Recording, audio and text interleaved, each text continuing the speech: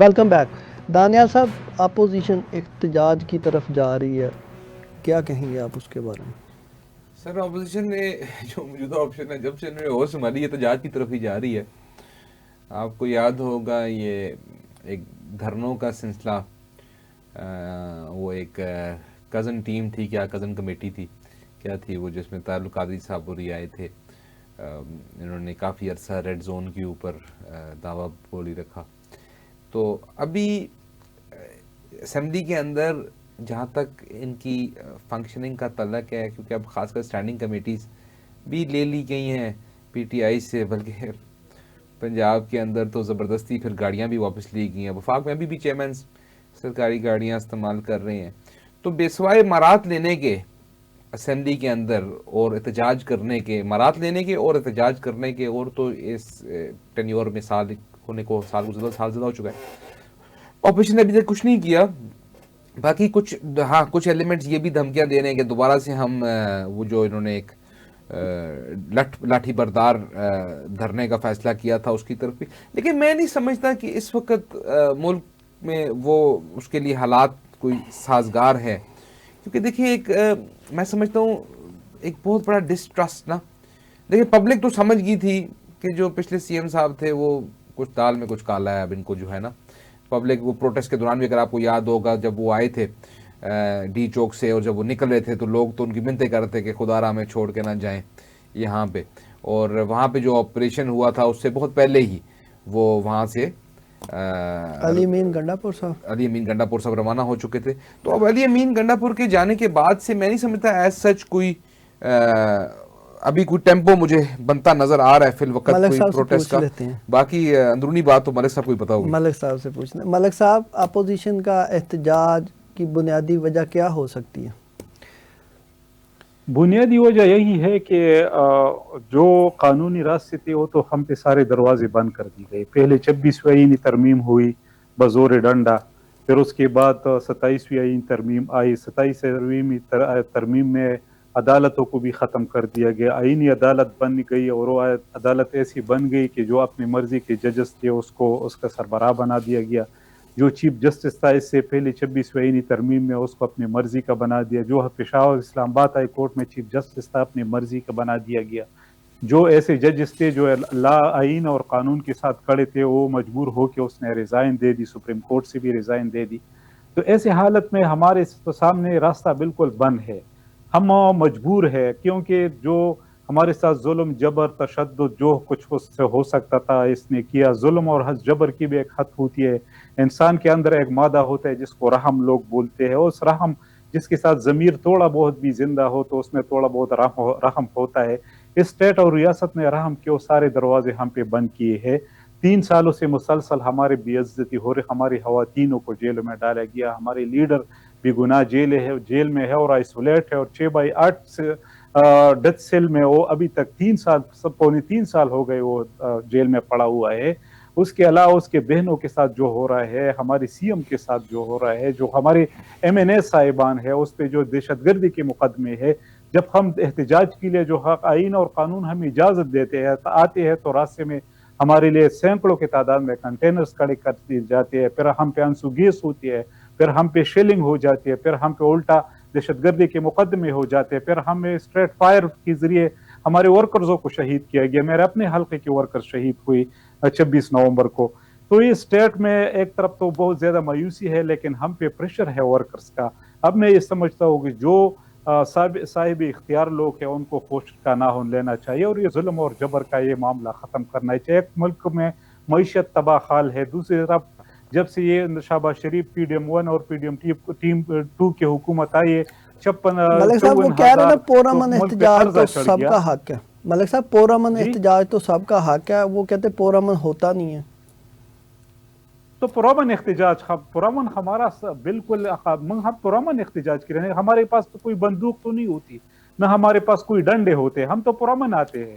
لیکن راستے میں ایسے رکاوٹیں ہمارے لیے کھڑے کر دیتے، ہم پہ انسوگیس اور شیلنگ کرتے اور الٹا ہم پہ دہشت گردی کے مقدمے بھی کرتے، ہم پہ فائرنگ بھی کرتے. یہاں پہ جو ڈی چوک میں لوگ شہید ہوئے، ورکر شہید ہوئے، کسی کے ساتھ بندوق تھا، کسی کے ساتھ پستول تھا. کوئی اس طرح کا کسی نے کوئی کام کیا تھا کہ جس کو ہم یہ سمجھے کہ اس نے اسٹیٹ کو نقصان پہنچایا تھا؟ مسئلہ یہی ہے کہ اس اسٹیٹ کو یہ ہوسٹ کا نام لینا چاہیے اور سوچنا چاہیے اس ملک کے بارے میں، اس قوم کے بارے میں، اس پاکستانی لوگوں کے بارے میں کہ مہنگائی کہاں سے کہاں تک پہنچ گئی، ملک کا معیشت تباہ حال ہے، قرضے ہم تقریباً 10,000 ارب ہم صرف سود کی مد میں دے رہے ہیں، اس سے پہلے 2,500 ارب جب عمران خان کی حکومت ہے، اب ہم 10,000 ارب دے رہے ہیں۔ ملک پہ قرضہ کتنا چڑھا، 54,000 ارب تو صرف 3 سالوں میں ملک پہ قرضہ چڑھا اس ملک پہ۔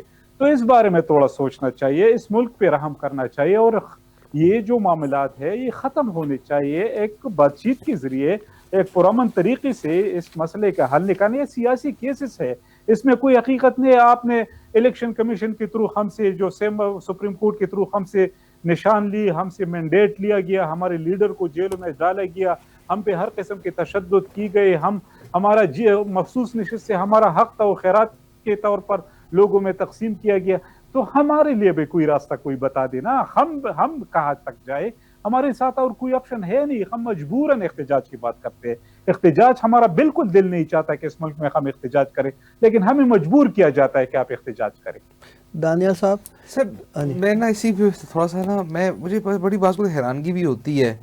دیکھیں تمام سیاسی پارٹیاں اپنے اپنے دور میں احتجاج کرتی رہی ہیں۔ ابھی نا ایک بڑا یونیک قسم کا سیٹ اپ ہے کہ شاید ہی پاکستان میں کوئی سیاسی جماعت ہو جو برسر اقتدار نہ ہو۔ دیکھیں نا، میں ایک عام بندہ باہر بیٹھ کے دیکھ رہا ہوں بھی ایک صوبے میں پی ٹی آئی برسر اقتدار ہے۔ اب ہم یہ ماننے کو تیار نہیں ہیں۔ وہ ایک اس سے تو مجھے وہ قصہ ایک یاد آتا ہے، وہ ایک نا آپ کو سنا ہوگا، یہ ہمارے پنجاب میں دیہاتوں میں ایک قصہ مشہور ہے کہ کوئی بندہ جو ہے نا وہ دیگ بنا رہا تھا تو اس سے چاول جل گئے۔ وہ ہمارے دوست حسن مرتضیٰ وہ بھی سناتا تھا سناتے ہیں۔ اسمبلی میں، جی تو انہوں نے بھی سنایا تھا، انہوں نے کہا جی کہ اگر کسی نے کوئی پٹاخہ چھڑی پھاڑی، یہ بڑا پنجاب میں ایک مشہور قصہ ہے، مشہور ہوا، ٹھیک ہے، یہ قصہ نہیں، ان سے پہلے بھی بڑا مشہور یہ قصہ ہے۔ وہی۔ تو انہوں نے کہا اگر کسی نے کیے تو چاول جل جائیں گے، مجھے گلا نہ کرنا۔ تو وہ ظاہری بات ہے، برات آئی، انہوں نے پٹاخے پھاڑے، تو انہوں نے کہا دیکھو چاول جل گئے، میں اب جا رہا ہوں۔ تو بات یہ ہے کہ جی آپ یا تو دیکھیں آپ احتجاج ضرور کریں لیکن حکومت میں رہتے ہوئے نہیں۔ دیکھیں میں اب اس چیز کے خلاف ہوں کہ علی امین گنڈا پور صاحب سرکاری گاڑی میں کے پی کے پولیس کو لے کر آ کے جب وفاق پہ حملہ آور ہوئے ہیں، اور پھر جب دیکھا انہوں نے کہ ابھی آپریشن شروع نہیں ہوا، آپریشن سے دیکھیں اب ظاہری بات ہے پی ٹی آئی نے ان کو چینج کیا، بلا وجہ تو نہیں کیا نا، کوئی نہ کوئی وجہ تو ہوگی، ان کی سلیکشن میں غلطی ہوئی۔ اسی طرح ماضی میں بھی لیڈر کوئی بھی ہے نا، اس کا کام ہے بندہ سلیکٹ کرنا۔ پرویز خٹک صاحب پی ٹی آئی نے ہمیں دیے خیبر پختونخوا کو چلانے کے لیے، 5 سال بعد پتہ چلا جی وہ بندہ ٹھیک نہیں ہے۔ پھر آئے ہمارے یہ سوات والے جو تھے ان کے سی ایم صاحب پچھلے محمود خان صاحب، 5 سال بعد پتہ چلا جی یہ تو بندہ ہی ٹھیک نہیں ہے۔ پھر اس کے بعد پنجاب میں آپ آ جائیں، عثمان بزدار صاحب آئے، پتہ چلا بندہ ہی ٹھیک نہیں ہے۔ تو پی ٹی آئی کی طرف سے میں کوئی کسی گفتگو کو ابھی تک بطور ایک سیاسی تجزیہ کار کے میں کوئی اس میں نا دور اندیشی نہیں دیکھ رہا۔ جس طرح نا ماضی میں خیبر پختونخوا کے ایک بہت بڑے مطلب پورے پاکستان کے لیڈر رہے ہیں خان عبدالغفار خان، پھر ان کے بیٹے ولی خان نے کولڈ وار کے دوران اس زمانے میں ان کی تقریریں ہیں جس میں وہ کہہ رہے ہیں کہ یہ جو آپ افغانستان کے اندر آج آپ انوالو ہو رہے ہو، کل یہ آپ کے گل پڑ جائے گا، یہ جہاد نہیں ہے، یہ فساد ہے۔ یہ ایک لیڈر کا ایک ویژن ہوتا ہے، ایک سوچ ہوتی ہے، وہ کوئی دور کی بات کرتا ہے۔ دانیال صاحب آپ کی بات نا میں یہیں روک کے، آپ نا انڈین چینل کو انٹرویو دے رہے ہیں جنگ کے دنوں میں، جی جی، تو ایک کلپس بڑا وائرل ہوا، وہ ذرا آپ کی زبان سے سننا چاہ رہے ہیں، وہ کیا تھا ہمارے ناظرین آپ سے ذرا۔ وہ سر ایسے تھا کہ یہ ٹائمز ناؤ پہ وہ جنرل بخشی اور کچھ اور ان کے بیٹھے ہوئے تھے لوگ، تو وہ بیسیکلی وہ پوائنٹ یہ میک کر رہے تھے کہ پاکستان کی معیشت اتنی خراب ہو چکی ہے کہ کسی وقت بھی ہم اکنامکلی کولیپس کرنے لگے ہیں۔ تو اس کے اوپر میں نے یہ کہا کہ وہ بلی جو ہے تھیلے سے باہر آ گئی ہے، اور اب ہمیں سمجھ آ گئی کہ آپ کو یہ لگا کہ ہماری معیشت تباہ ہونے لگی ہے، لہٰذا زبردست موقع ہے ہم آ جائیں۔ آپ 1965 کیوں بھول جاتے ہو کہ 1965 میں جو انڈیا کے جرنیل جو صبح کا ناشتہ جم خانہ لاہور میں کرنا چاہ رہے تھے وہ عمر بھر کا کھانا بھول گئے۔ تو وہ اس حوالے سے وہ ایک کلپ تھا، تو ایک انگلش پروگرام تھا اس کے اندر وہ۔ ہاں جی وہی تھا۔ ملک انور طاہر صاحب، آزاد کشمیر میں نئے وزیر اعظم اور انہوں نے کابینہ اپنی بھی بنا لی ہے، اس کے بارے میں کیا کہیں گے؟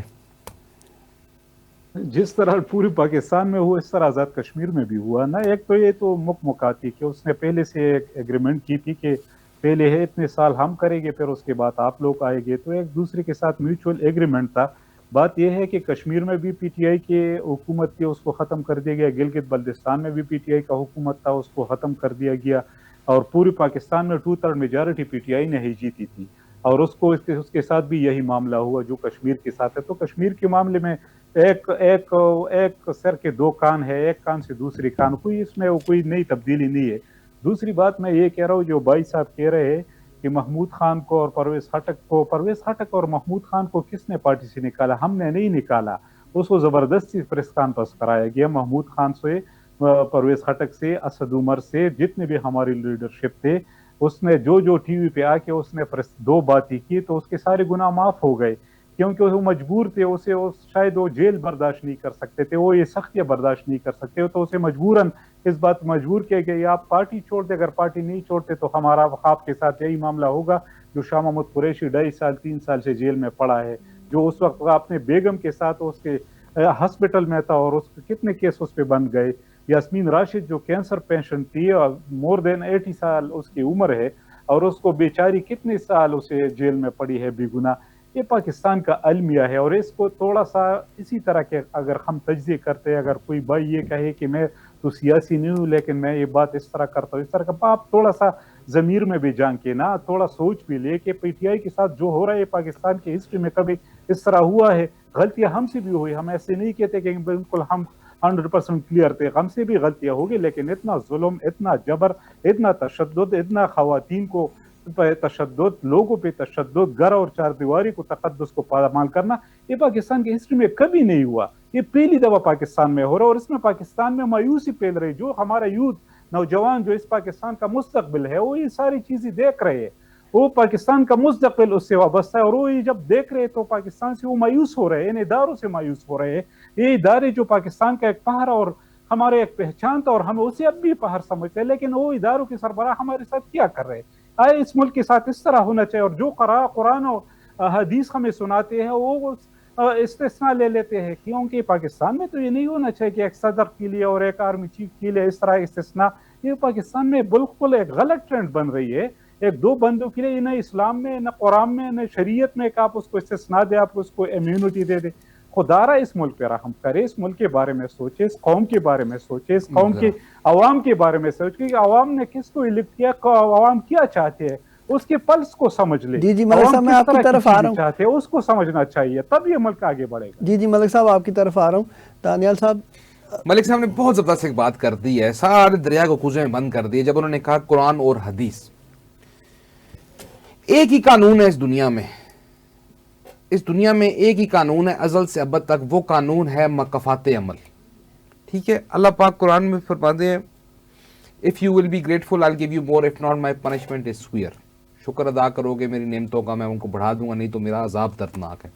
اسی طرح ایک اور جگہ پہ فرماتے ہیں کہ جب انسان کو کوئی تکلیف پہنچتی ہے اس کے کیے کے سبب، جس طرح نے فرمایا نا ہم سے بھی غلطیاں ہوئی۔ اب بات یہ ہے کہ کچھ غلطیاں اتنی بڑی ہوتی ہیں، کل کی بات ہے، یہ 18 کا الیکشن تھا، گلی محلے میں کسی سے پوچھیں کہ جی کون جیتے گا یا کیا حالات ہے، کہتے تھے اوپر اللہ ہے نیچے فیض ہے۔ وہ ایک جعلی فیض جب بٹ رہا تھا تو اس وقت سب کچھ بہت اچھا تھا، پھر جب بعد ازاں وہی اگر کوئی اختلاف آ گئے، کوئی معاملات آ گئے، نہیں جی یہ ادارہ، تو کہنے کا مقصد یہ ہے کہ 70 سالوں میں ہمارے سیاستدانوں نے انفارچونیٹلی وکٹ کی دونوں طرف کھیلا ہے، جس کا خمیازہ پھر انہی کو بعد میں، دیکھیں ہر چیز کی ایک لمٹ ہوتی ہے، یہ بالکل ٹھیک فرما رہی ہیں۔ اب اسٹیٹ کو بھی دیکھیں، اب ہم جو ایک آئیڈیل آزادی چاہتے ہیں نا معاشرے میں، وہ نہیں ہو سکتی۔ کیوں نہیں ہو سکتی؟ دنیا کا کون سا ملک ہے جس کے ہر کچھ عرصے بعد پڑوسی کی طرف سے کوئی نہ کوئی مل جاتا ہے، کوئی نہ کوئی آپ کو پڑوسی ملک اتنا ہاسٹائل ہے، کوئی نہ کوئی اپنا ایجنٹ کہیں نہ کہیں پلانٹ کر دیتا ہے، یا مسلسل جو مطلب ہمارے انڈیا کے ساتھ حالات رہی ہیں، کہاں دنیا میں ایسے رہی ہیں؟ انڈیا سے بڑا منافق پڑوسی انفارچونیٹلی مجھے آج یہ کہنا پڑ رہا ہے، شاید ہی کسی کو دنیا میں ملا ہو، ٹھیک ہے نا؟ اوپر سے جو ہے وہ رام رام اور کیا وہ، تو کہنے کا مقصد یہ ہے کہ ہمارے جو حالات ہیں اور ہمارے سادے معصوم لوگوں کو جس طرح سے سیاسی لیڈرز نے ماضی میں بیوقوف بنایا ہے، جس طرح فورن ایلیمنٹس نے ان کو یوز کیا ہے، نیڈ آف دی آور ہے کہ ایک ہارڈ اینڈ اسٹریٹ ہو اور سب کے لیے قانون یکساں ہو. جس طرح ہمارے لوگ جب یہاں سے دبئی یا سعودی عرب جاتے ہیں لائنوں میں کھڑے ہوتے ہیں اور یہاں آتے ہیں تو وہ مادر پتر آزاد ہو جاتے ہیں, جب تک اس رویے کی حوصلہ شکنی نہیں ہوگی. اب آپ آ جائیں احتجاج پہ, تو احتجاج یقیناً جمہوری حق ہے, لیکن راستے بند کرنا, احتجاج کی آڑ میں عملات کو نقصان پہنچانا, یہ قطعاً اجازت نہیں ہے. آپ ایک گراؤنڈ کے اندر اکٹھے ہوئیں, اپنی اسٹرینتھ شو کریں. آپ اگر 16-20 کروڑ عوام ہیں تو کم از کم 1 کروڑ آدمی سڑک پہ لے کر آئیں. کون آپ کی نہیں سنے گا؟ کیسے نہیں سنی جائے گی؟ میں آپ کی طرف آتا ہوں. ملک صاحب, کل میرے پروگرام میں قاسم مجید صاحب تھے, منسٹر آزاد کشمیر, تو وہ بھی کہہ رہے تھے کہ پاکستان تحریک انصاف کے بہت اچھے لوگ ہیں, میں ان کو دعوت دیتا ہوں کہ میری طرف آئیں, پاکستان پیپلز پارٹی کو جوائن کریں. کیا آنے والے دنوں میں یہ ہو سکتا ہے کہ پاکستان تحریک انصاف اور پاکستان پیپلز پارٹی کا اتحاد ہو جائے؟ اس پہ میں بات نہیں کرتا کیونکہ یہ میرا اختیار نہیں ہے. لیڈرشپ ہے, عمران خان ہے پاکستان میں. پالیٹکس میں اگر وہ ملکی مفاد میں ہو تو بالکل ہونا چاہیے, اگر ملکی مفاد میں نہ ہو تو بالکل نہیں ہونا چاہیے. اس طرح کا اتحاد نہیں جو آج کل یہ لوگ ایک دوسرے کے ساتھ کر رہے ہیں, کہ جو ایک دوسرے کو استثناء دے رہے ہیں اور ایک دوسرے کو امیونٹی دے رہے ہیں, اور جو 18ویں ترمیم ہوئی تھی اس کا بھی خلیہ بگاڑ دیا, جو 73 کا آئین تھا جو اس کا بھی خلیہ بگاڑ دیا. تو اس طرح کا اتحاد ہو تو اللہ نہ کرے کہ ہم اس اتحاد میں شامل ہو جائے, اللہ نہ کرے, کیونکہ اگر ملک کی بھلائی ہے تو ہو سکتا ہے. اگر ملک کی بھلائی ہو اور اس پاکستان کے لیے اس میں کچھ اچھا چیز ہو تو میں چاہتا ہوں کہ ہر کسی کے ساتھ اتحاد ہونا چاہیے, لیکن اس ملک کے لیے, اس قوم کے لیے, اس پاکستان کے لیے. ٹھیک. دانیال صاحب, بلوچستان میں افواہیں تبدیلی وزیر اعلیٰ کی ہونی جا رہی ہے. وہ سینیٹر کیا نام تھا, دوستین ڈومکی صاحب جو ہیں مسلم نون کے سینیٹر ہیں, ان کے حوالے سے ایک آیا, لیکن دیکھیں لیکن انہوں نے ساتھ یہ بھی کہہ دیا لیکن گورنمنٹ پیس پارٹی کی ہی رہے گی. تو میں نہیں سمجھتا کہ اس وقت اس کو, ہاں یہ ضرور ہے کہ خیبر پختونخوا کی وزیر اعلیٰ کی طرح ہی ابھی تک کوئی ڈیلیورنس اس طرح سے بلوچستان, جس طرح سندھ ہے نا, سندھ اور پنجاب کے جو چیف منسٹر صاحبان ہیں ان کی پرفارمنس نظر آ رہی ہے. ٹھیک ہے, اس وقت ہیلتھ سیکٹر کے اندر سندھ ٹاپ پہ ہے. پنجاب نے لا اینڈ آرڈر کے اوپر بے تحاشا کام کیے, اسٹیٹسٹکس بتا رہے ہیں, جو آزاد تجزیے ہیں وہ بتا رہے ہیں. اسی طرح ابھی تک کوئی خاطر خواہ اکمپلشمنٹ بلوچستان کے چیف منسٹر اس طرح سے ابھی تک نہیں دکھا سکے. پھر اس میں بلوچستان کا نا کچھ سیاسی جو پس منظر ہے وہ بھی کچھ ایسا ہے, اس میں شاید جس طرح عبد المالک صاحب ان کے ایک سی ایم رہے تھے, یا ابھی یہ اس طرح سے اس سرداری پاور کوریڈور کا حصہ نہیں ہے جس طرح سے ماضی میں مختلف ان کے وزیر اعلیٰ رہے ہیں. تو شاید ان کے لیے سسٹین کرنا, سروائیو کرنا اگینسٹ اسٹیٹس کو اتنا آسان نہ ہو.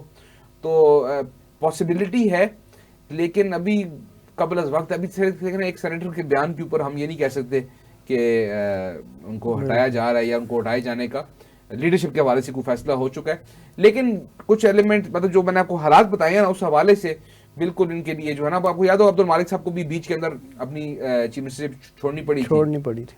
تو اب ریلیٹیولی اسپیکنگ اگر ان کے برعکس کسی بڑی سرداری پس منظر کے کوئی وزیر اعلیٰ ہوتے تو وہ تھوڑا زیادہ کمفرٹیبل, کیونکہ خاندانی تعلقات بزرگوں کے آپس میں ایک سلسلہ, ایک مطلب ایک زیادہ پاورفل. بلوچستان بیسیکلی تو ایک ٹرائبل سوسائٹی ہے نا, چاہے پشتونز ہوں چاہے بلوچی ہوں, لیکن وہ ایک جو مجموعی طور پہ ایک ٹرائبل سوسائٹی, اور جو میں سمجھتا ہوں اچھی بات ہے, ان کا ایک رواج ہے, ایک روایت ہے, اس کو میں کرٹیسائز نہیں کر رہا ٹرائبل ہونے کو.